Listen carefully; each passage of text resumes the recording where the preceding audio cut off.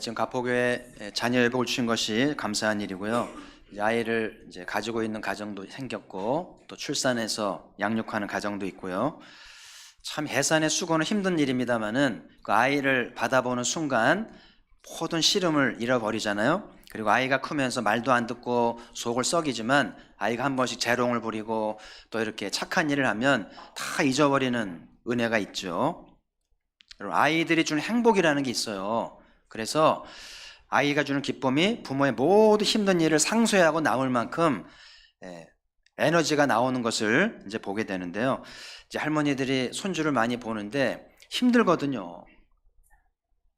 근데 아이를 즐거이 보는 이유가 있는데 뭐냐면 그 아이에게서 나오는 전자파가 있어요. 그래서 아이에게 나오는 건강, 에너지, 생명이 나오기 때문에 몸은 힘들지만 손주를 보면 왠지 즐겁고 뿌듯하고 생명력이 생기기 때문에 그걸 즐거이 보는 거거든요. 그래서 물론 건강을 이렇게 무리하면서까지 볼 수는 없습니다만은 이렇게 할머니가 손주를 보는 거는 건강에 유익하고 에너지를 얻는 좋은 시간인 것을 이제 알게 되는데요. 저도 어릴 때 지금도까지 기억나는 것이 저희 아버님 친구가 저한테 하는 말이 네 걷는 뒷모습 보니까 네 등짝을 보니까 네 아버지 아들인 거 알겠다고. 그게 지금도 그게 기억이 나요. 그러니까는 그 참 자식이 부모를 닮잖아요. 그래서 그 부모의 걸음걸이라든지 모든 씀씀이와 모습이 담게 되지 않아요?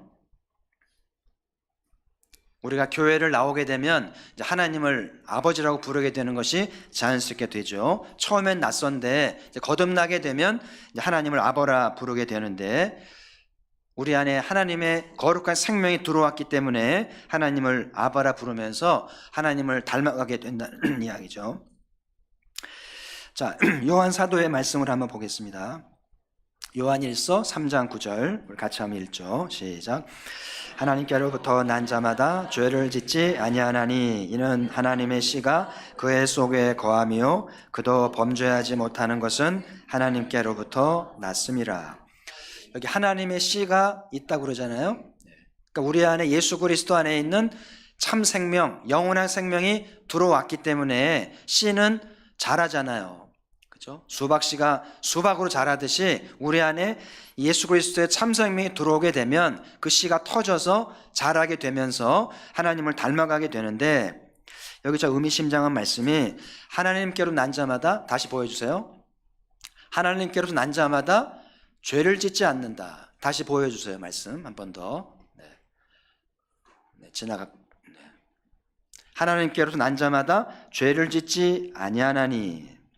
저는 대학생 때 이 말씀을 처음 받았는데 지금까지도 이 말씀 때문에 고민이 되고 하나님께로 난 자는 하나님의 씨가 심어진 자는 죄를 짓지 않는다. 죄를 지은 건 뭐예요? 죄를 지으면 하나님의 씨가 없나? 거듭나지 않은 것인가? 이런 고민을 하게 되는 말씀이거든요. 기독교인이 되면 하나님처럼 완벽한 인간이 되어야 한다는 것일까? 그 감리교 창시자 웨슬리는 완전한 신앙이라는 책을 써서 감동을 줬는데요. 저도 읽어보니까 이 웨슬리의 말에 의하면은 정말 하나님 믿고 성령 충만하면 죄를 안 지을 수 있다.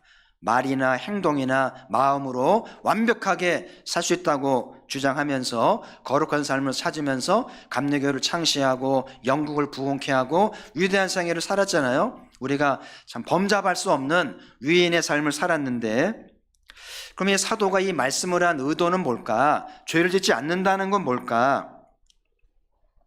초대교회는 배교가 많았어요.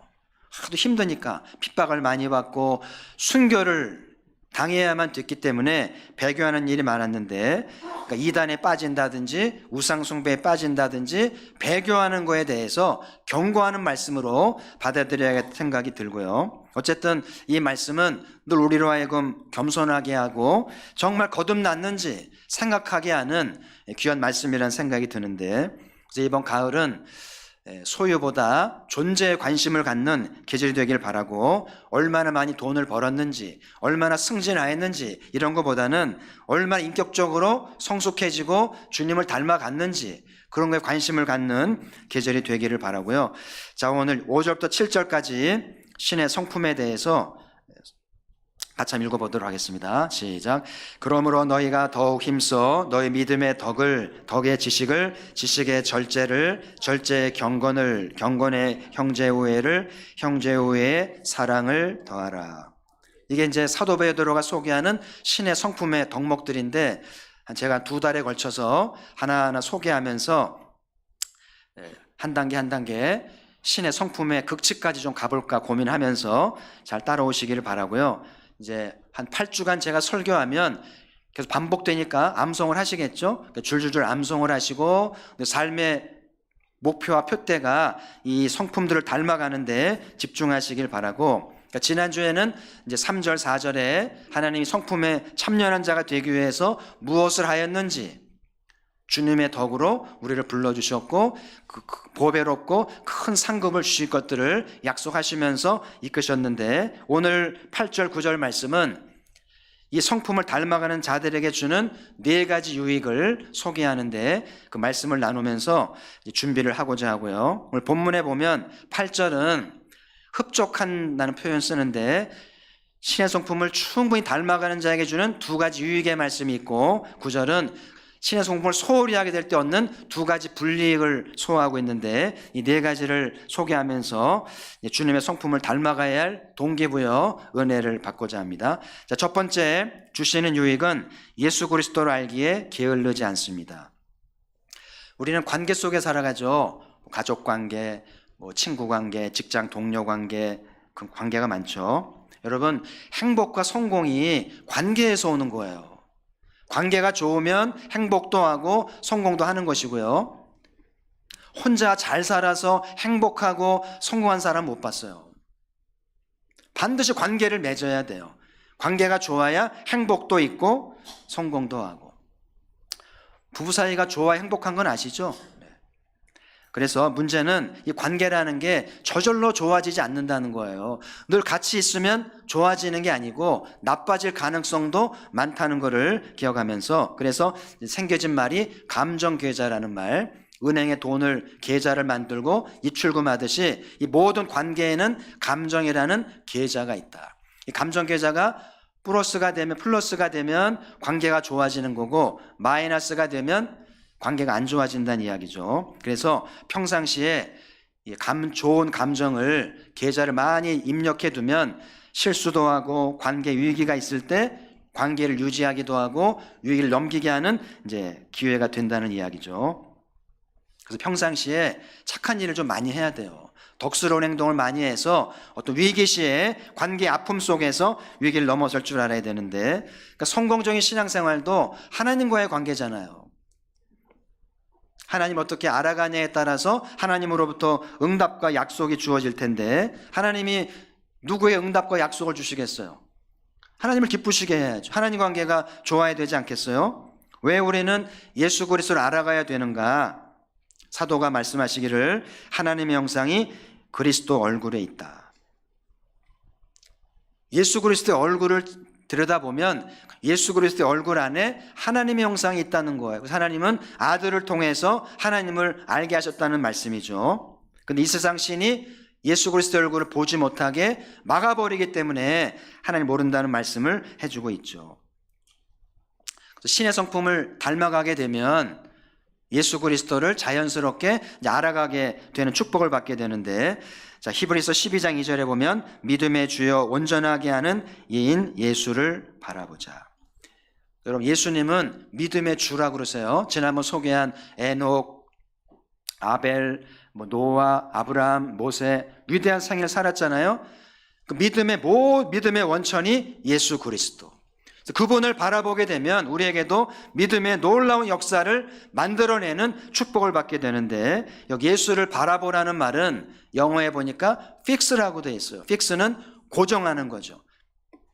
어린아이가 부모와 눈을 늘 맞추는 것처럼 우리의 시선을 주님께 늘 맞추고 고정할 때 믿음의 총을 받고 위대한 역사를 만든다는 말씀이죠. 자, 골로새 2장 3절도 보시면 그 안에는 지혜와 지식의 모든 보화가 감추어져 있느니라. 그러니까 예수 그리스도를 알면 알수록 예수님 안에 있는 지혜와 지식이 보화처럼 충만하다는 거예요. 우리의 삶의 모든 문제는 결국은 지식의 문제고 지혜의 문제예요. 지금 한반도 지혜가 필요하고 지식이 필요한 땅입니다. 베드로가 예수님과 3년간 동거했잖아요. 3년간 같이 동거하면서 예수님의 모든 표정도, 예수님의 행동도, 말씀도, 습관도, 태도도 다 보고 들었잖아요. 주님을 3년간 깊이 알아가면서 주님 안에 있는 지혜와 지식을 얻었을까요? 얻었겠죠. 3년이면 서당계도 풍어를 읊는다고 그러는데 3년간 주님과 동거했는데 예수 그리스도 안에 있는 지혜와 지식의 보화를 얻어내지 않았겠어요? 그래서 탄생한 게 베드로 전후서가 탄생한 거예요. 여러분, 베드로는 책 쓸 위인이 아니잖아요. 그냥 먹고 사는 어부에 불과한데 주님과 동거하면서 주님 안에 있는 지혜와 지식의 보화를 얻으니까 위대한 영적 책을 탄생케 하는 저자가 되잖아요. 단순히 성령의 감동이 아닌 거예요. 그만큼 베드로가 주님을 깊이 닮아갔기 때문에 위대한 열매가 나왔다고 봐야 되겠죠. 그리고 베드로 복음도 쓰셨는데 아쉽게도 66권에는 못 들어갔잖아요. 어쨌든 위대한 생애를 사신 거죠. 그 장신대 박상진 교수가 계신데 이분이 강의를 하면서 하는 말이 기독교인들이 양파와 같다. 여러분, 양파는 겹겹이 쌓여져 있잖아요. 벗기고 계속 벗기는 마지막에 뭐가 있나요? 아무것도 없잖아요. 그래서 이 교수님이 기독교인들을 양파에 비유하면서 이제 양파를 벗기면 속에 뭔가 들어있어야 될 것 같은데 안 들어있는 것처럼 기독교인들을 만나보는데 속이 없다는 거예요.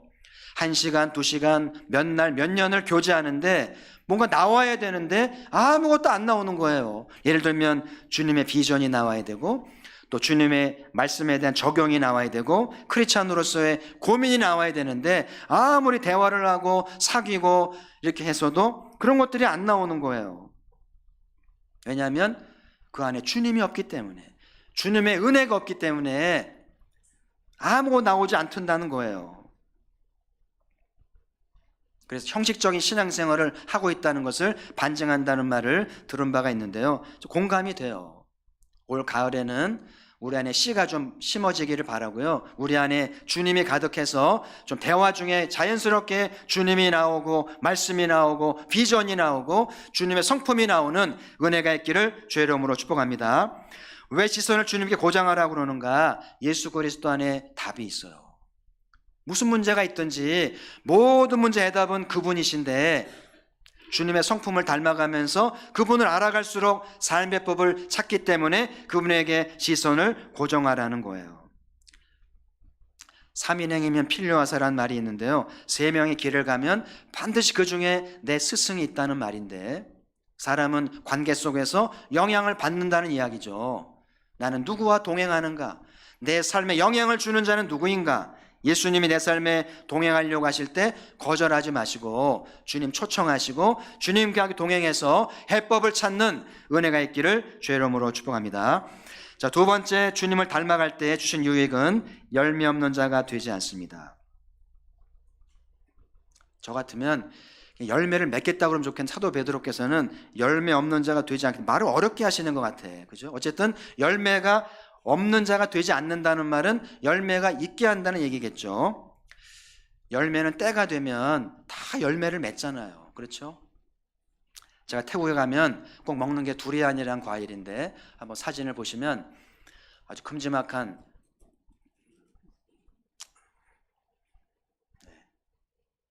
굉장히 크죠.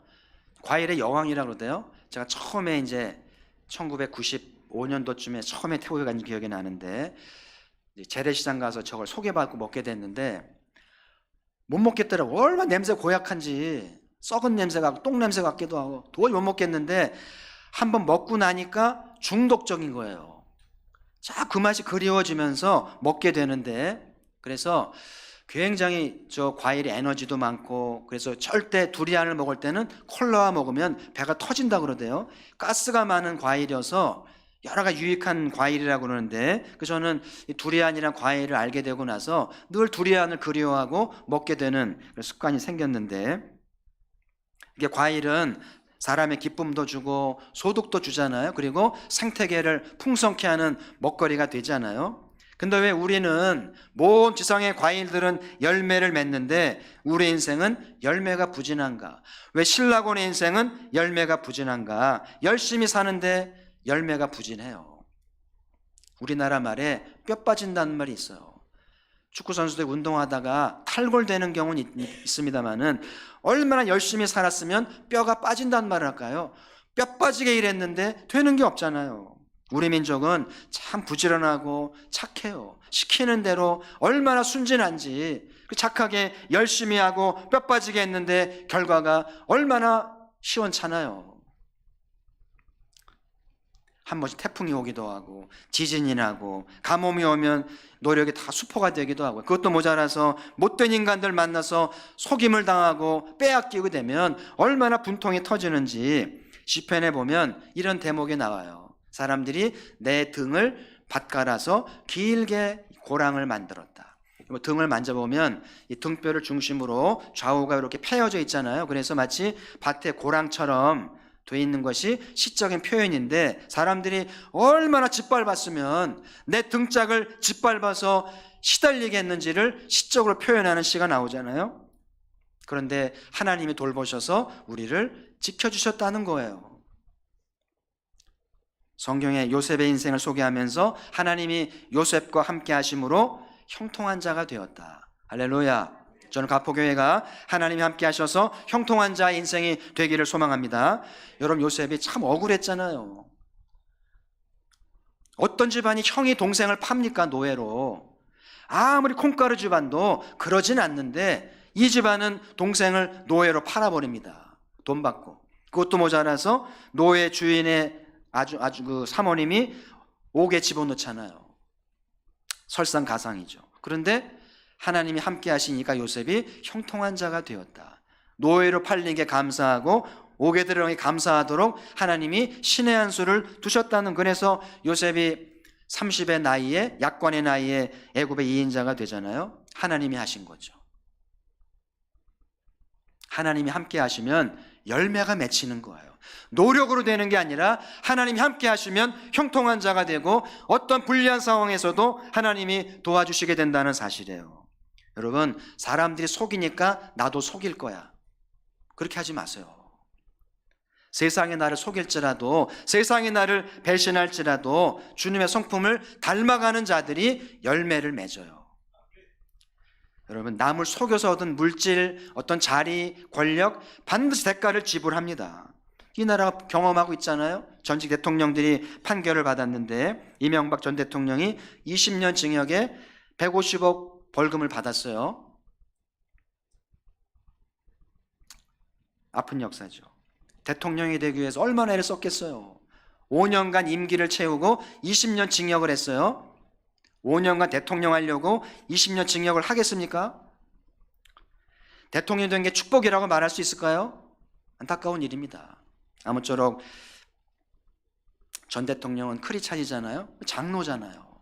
옥중에서 하나님의 성품을 닮아서 새 사람 되어서 나올 수 있다면 불명예를 제거하고 노년에 아름다운 삶의 열매가 있으리라 기대하는데 기도로 우리가 지원을 해야 되겠죠. 다윗이 고백합니다. 여호와여, 부하기가 주께로 말미암고 크게 하심도 강하게 하심도 주께로 말미암고 주권도 주께 속하였나이다. 할렐루야. 우리 장로교회는 하나님의 주권을 믿습니다. 하나님의 주권을 믿습니까?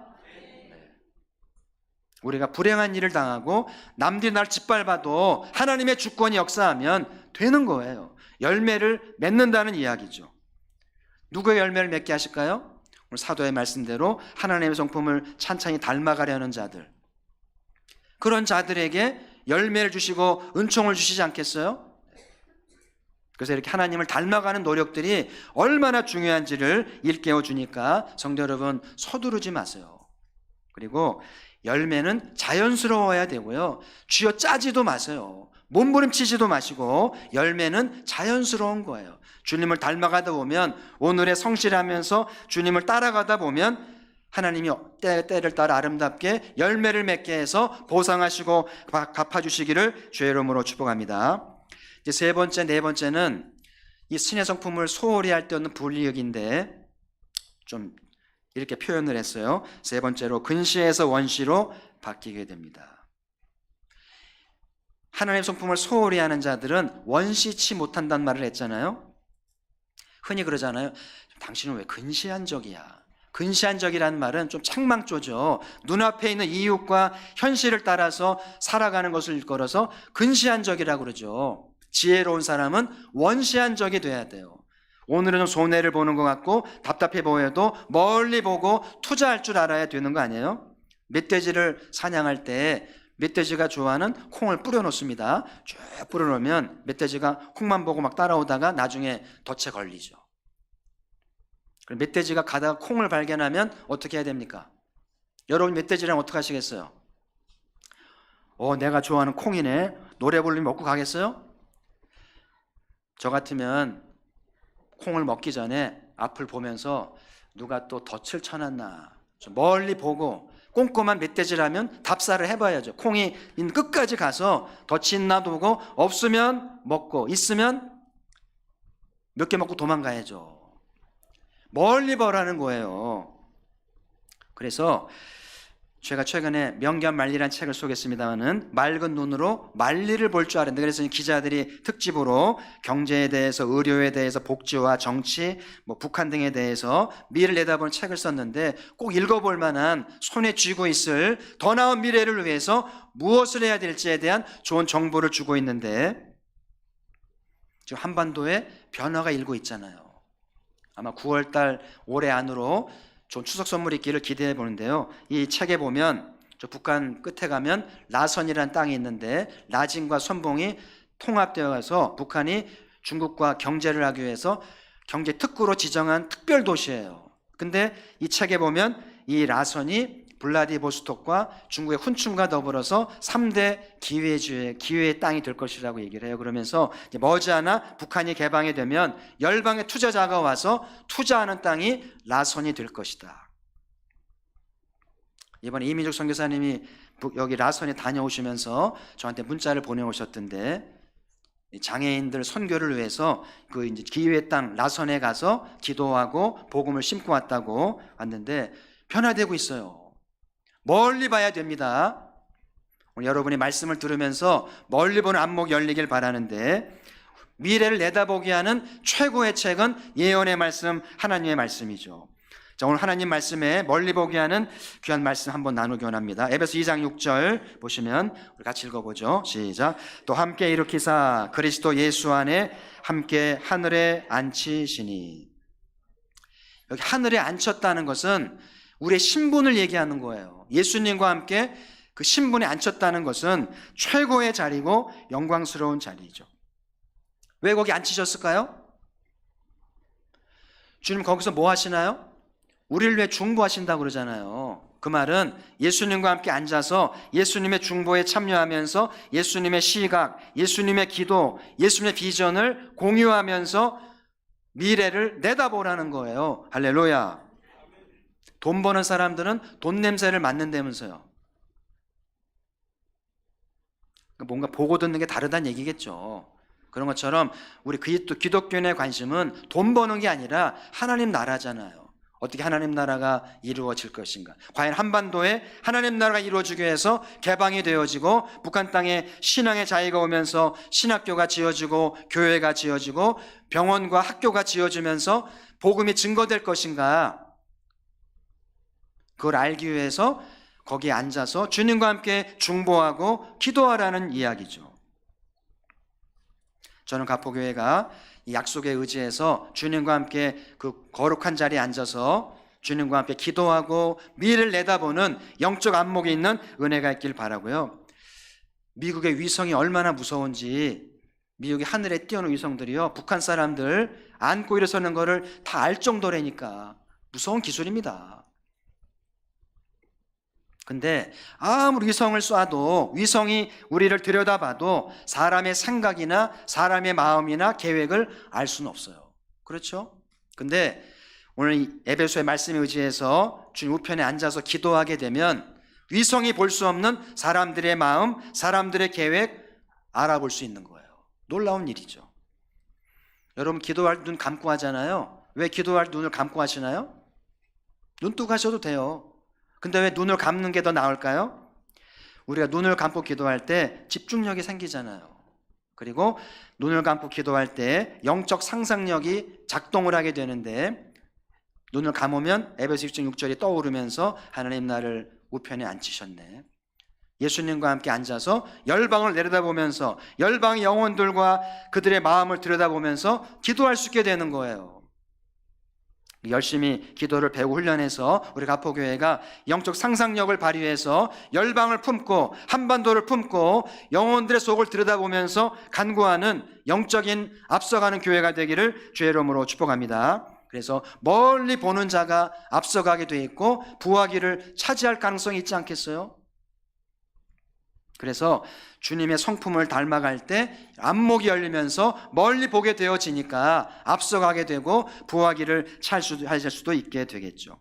자, 마지막으로 죄에서 자유하게 되는데요. 오늘 본문에 의하면은 옛 죄가 깨끗하게 하심을 잊었느니라, 이런 표현 나오죠. 참 아이러니한 게 있어요. 주님의 성품을 닮아가고 좀 주님을 닮아가면서 의로워질수록 나의 옛 죄가 깨끗하게 된 것을 잊어버리지 않아요. 잊어버리는 사람은 주님의 성품을 소홀히 하는 사람이란 이야기죠. 참 아이러니한 것은 성자같이 산 분들이 있어요. 그런데 그분들일수록 나이가 들면 꼭 참회록을 쓰더라고요. 파스칼도 썼고 어거스틴도 썼고. 근데 평범하게 산 사람들이 하는 말은 내가 무슨 죄를 졌냐, 난 죄 없다는, 그럼 자기 의를 강조합니다. 어느 쪽에 더 진실된 것 같아요? 왜 사도 바울은 노년에 나는 박해자라고 그러고 죄인의 괴수라고 한 걸까요? 과장된 말입니까? 성스럽게 살고 주님을 닮아가고 죄와 싸운 사람들일수록 나이가 들수록 나오는 말이 나는 죄인일 뿐입니다. 옛 죄가 용서받았음을 잊을 수 없는 것을 고백한다는 이야기죠. 그래서 신의 성품에 참여할수록, 주님을 닮아갈수록 옛 죄가 용서받은 걸 잊지 아니하면서 주님의 보혈을 찬양하는 것이 성도의 마땅한 도리라고 하는 사실이죠. 혹시 만약에 열심히 죄 안 짓고 바르게 살아서 의로워져서 거룩하게 되면 주님 보혈 필요 없잖아요. 그럴 수는 없는 거죠. 죄를 일부러 짓지는 않지만 우리 인간은 죄를 지을 수밖에 없어요. 그러니까 주의 보혈이 늘 필요하다는 이야기죠. 그래서 여러분, 죄 고백하는 걸 부끄럽게 여기지 말고 죄 고백하는 거를 자존심 상해하지 마세요. 당연한 우리의 정직한 고백이고, 거룩해질수록, 의로워질수록 나는 죄인일 뿐인 것을 깨닫게 된다고 하는 사실이죠. 오늘도 우리 지난날 나의 죄를 깨끗게 하신 주의 보혈을 찬미하기를 주의 이름으로 축복합니다. 오늘 주님의 성품을 참여하는 자가 유익을 나누었는데요, 결국은 무엇을 하느냐보다 내가 누구인가를 아는 것이 앞서가는 인생이 되고 좋은 결과를 가져온다는 거예요. 그래서 다음 주부터 성품을 차근차근 배우다 보면 자연스럽게 열매도 있고 응답도 있고 앞서가게 되는 복을 받게 되지 않겠는가. 뼈 빠지게 산다는 말 성경적이지 않잖아요. 자연스럽게 주님을 닮아가면서 내가 누군지 알아가다 보면 열매는 하나님이 주신다는 사실이죠. 오늘 네 가지를 나눴는데요. 첫 번째로 주님을 알아가는데 최선을 다합시다. 시선을 주님께 고정하시고 한눈 팔지 마시고요, 주 안에 답이 있다고 생각하시고, 베드로가 주님과 동행할 때 지혜와 지식을 얻어서 위대한 책을 탄생시켰잖아요. 우리도 주님께 집중하면서 그분의 지혜와 지식을 얻게 된다면 얼마나 아름다운 인생을 살게 될까요? 이번 한 주간도 예수 그리스도 안에서 해법을 찾고 응답을 낳는 주의 축복이 있기를 소망합니다. 두 번째로 열매를 맺는 것이 자연스러운 것이 되게 하는 것인데요, 서두르지 마시고요, 조급하지도 말고 몸부림치지도 말고 열매가 자연스럽게 맺듯이 좀 자연스럽게 열매를 맺어가도록 하나님의 주권을 바라보면서 주님을 따르기를 바라고요. 세 번째로 근시안적으로 살지 말고 멀리 보며 삽시다. 10년의 모습을 내다보면서 영적 상상력을 발휘하면서 한반도 미래를 준비하면서 가포교회가 준비된 교회, 쓰임받는 교회가 되기를, 멀리 보는 해안이 있는 교회가 되기를 바라고요. 네 번째로 죄의 문제가 해결되었음을 잊지 말고 주의 십자가를 찬양합시다. 여러분, 예수님은 의인을 구하지 않아요. 좀 아이러니합니다만은 너무 의로워지려고 그러지 마세요. 주님 필요 없을까 걱정이 돼요. 주님은 죄인을 찾으러 왔습니다. 그래서 나의 죄를 깊이 뉘우치고 고백하는 것이 주님의 은혜를 받는 것이고요. 의인 될수록, 거룩해질수록 지난날의 죄인 되었음을 잊지 않고 죄 고백할 줄 아는 참 그리스도인, 하나님의 씨가 심어진 참 백성 되시기를 주의 이름으로 축복합니다. 하나님 아버지 감사합니다.